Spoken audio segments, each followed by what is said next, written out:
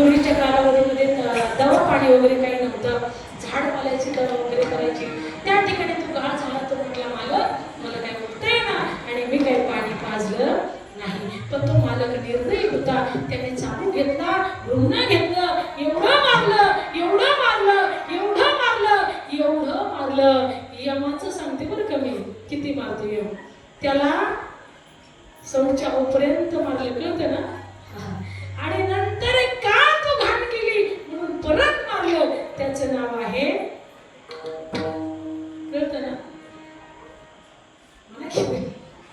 हा, मग तशा पद्धतीने यम मारत असतो. म्हणून यमाची यमदंड वैसतील माथा. आपल्या छातीवरती तो बसतो आणि आपल्याला तो मारतो.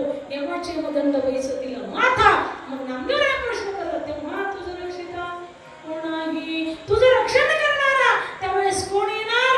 तर नामदेवरायांना तो शिष्य उत्तर देतो की मला माय आहे, मला बाप आहे, मला बंधू आहे, मला बहीण आहे, मला पुत्र आहे, मला सगळं आहे, मला बायको आहे, सगळं काय आहे. म्हणून त्या ठिकाणी नामदेवरायांनी उत्तर दिलं. अभंगाचं तिसरं चरण. माहे बाप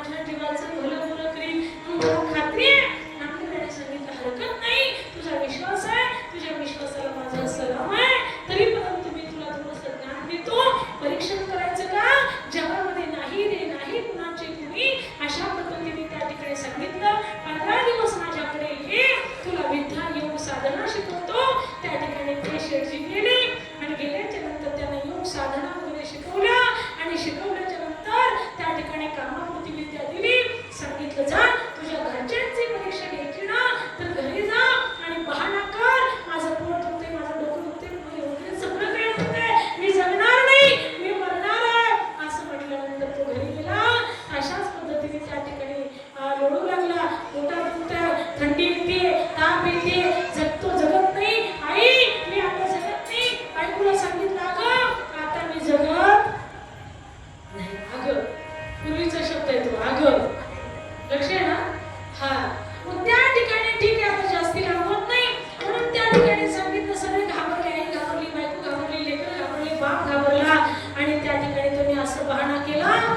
आपला योग साधनेच्या द्वारे आपला प्राण ब्रह्मांडामध्ये घातला, सगळं शरीर थंड पडलं.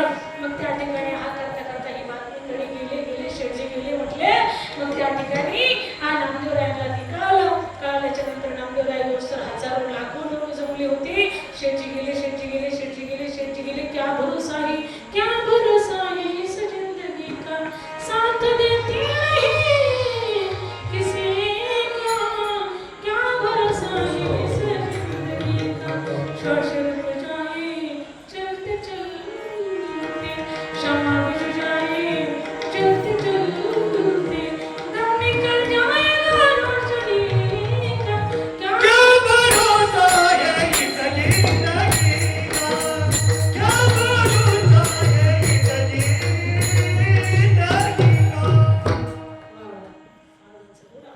पण टायमिंग कारण काय यांना काय केलं नाही ती म्हणते नारळ तुम्ही आम्ही चालू आहे का. असं कधी कधी घडतं. पण तुम्ही असं काही परमार्थ प्रेमी आहात म्हणून तुम्हाला धन्यवाद. नाही तर काही काही टाळकरी सुद्धा वेळेच्या पुढे गेले काही टाळ ठेवतात तर मागे मागच निघून जातात.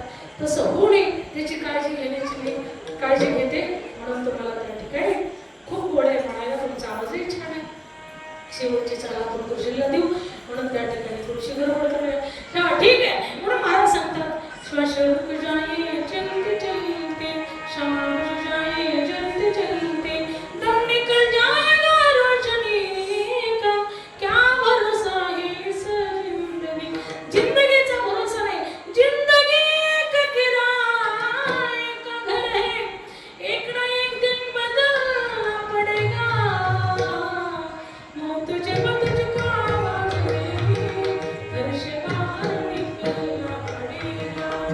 मौत जब तुझको आवाज देगी, घर से बाहर निकलना पड़ेगा. महाराज सांगतात हातातला घास हातात, ताटातला ताटात आणि तोंडातला तोंडात राहतो. घास वेळी सत्ता नाही हाती, क्षणभंगूर जाई न कळता. घास वेळी सत्ता नाही हाती, क्षणभंगूर नाही भरवसा. वारे सावध तुडा माया आशा, काय न चले मग गळा पडेल पासा. पुढे हुशार थोडा वाचला, राम राम स्मरणाने. ठीक आहे. क्षणाचा सुद्धा भरोसा नाही. म्हणून त्या ठिकाणी नामचिंतन भजन कीर्तन करा. सगळीकडे ठीक आहे बाबा जा घरी जाते. मी बहाणा केलं सगळे रडायला लागले. आई रडायला लागली. आई म्हणे देवा मी काय लपून बसले होते का. माझ्या पोराच्या अगोदर मला न्यायचं होतं की आज लोक आपटू रडू लागली बिचारी. बापही रडायला लागला. कोणाला वाटतं आपला तर मुलगा बरोबर आपण जगावं. नाही वाटत बाबा. लय कठीण आहे. जीवनामध्ये 3 प्रकारचं दुःख जीवनामध्ये कधीच येऊ नये. लहान लेकराची आई कधीच मरू नये माताजींनो. आणि तरुणीचा एखाद्या तरुण स्त्रीचा आधारस्तंभ तिचा पती कधीच करू नये. तिच्यासारखं दुःख जगामध्ये दुसरं कोणी नाही. आणि म्हाताऱ्या आई बापांचा एकुलता एक मुलगा लाडका लढीवाळ कलेजेचा तुकडा हा कधीच करू नये बाबा, कधीच करू नये. श्रावण बाळा त्याच्या असर आई वडिलांना सोडून गेला. श्रावण बाळाचे आई वडील हे श्रावण हे श्रावण हे श्रावण हे श्रावण हे श्रावण हे श्रावण हे श्रावण करत करत करत करत करत करत करत करत प्राण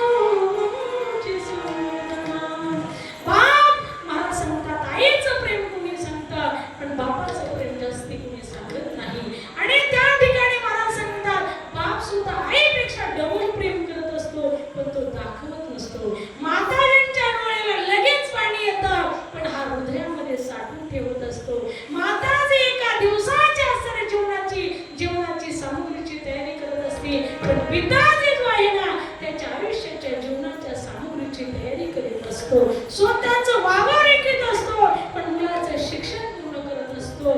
त्याचे जीवनाचे जे पुण्य आहे ते परिपूर्ण करण्याचं काम बाप जबाबदारी घेत असतो. स्वतःचा जीव घाण ठेवतो तर पण आपल्या लेकासाठी तो सर्व काही करून ठेवतो. साधं घालतो, मुलं घालतो, सगळं काही करतो, पण कमीत कमी माझ्या लेकराचं जीवन सुखी व्हावं हे फक्त बापाला वाटतं आणि हे केलंच पाहिजे. बापाचं सुद्धा कर्तव्य आहे आणि म्हातारपणी पोराचं सुद्धा कर्तव्य आहे आई बापाला सांभाळणं. संस्कृती राहिली नाही आई बाप.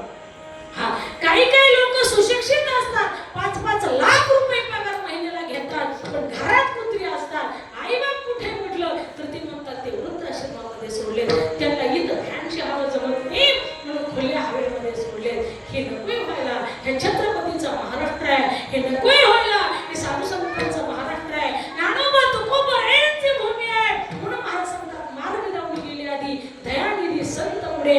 म्हणून जोपर्यंत वृद्धाश्रम बंद होत नाही तोपर्यंत खरे असताना या महाराष्ट्राची संस्कृती जागृत आहे असं म्हणता येणार नाही. आपण म्हणतो लोक सुधारले, सगळ्यांच्या हातामध्ये मोबाईल आले, सगळे इंटरनेट जमाना निघाला, सगळं काही निघालं, परंतु त्या ठिकाणी काही माणसं त्यांना एवढं सुद्धा ज्ञान नसतं म्हातारपणी आईबापांची सेवा करावी का त्यांना वृद्धाश्रमामध्ये सोडावं. अरे तुम्ही कुत्री सांभाळता, त्याचं कुत्र सांभाळायला एक गडी ठेवता, त्याला 25,000 रुपये महिना देता आणि आई बापाला वृद्धाश्रमामध्ये ठेवता. कुत्र्याला त्या ठिकाणी काजू बदामाचे बिस्किट घालता आणि आई बापाला वृद्धाश्रमामध्ये ठेवता.